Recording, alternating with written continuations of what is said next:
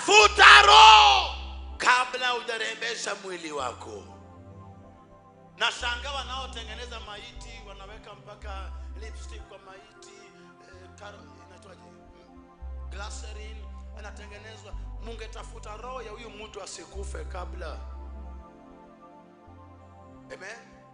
Mungetengeneza roho yake iwe hai kuliko kungojea amekufa mnatengeneza mwili wake. And I challenge all pastors, preach the gospel to those who are alive. Don't preach the gospel to a dead man.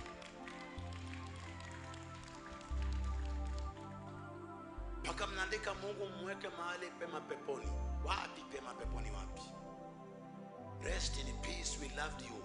Msherati, mukahaba, muuaji, rest in peace. We loved you, but God loved you so much. Na maandiko nikisoma inaambia kwamba mbingu inahuzunika mtu mmoja akifa. Who told you God loved that person so much than you?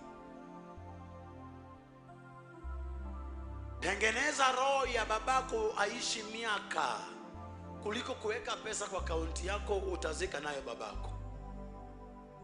Tengeneza roho ya baba ishi bila magonjwa miaka kuliko kuweka buildings nzuri hizi za wageni. Babangu akifa siku moja wageni watapata mahali pa kulala. Useless.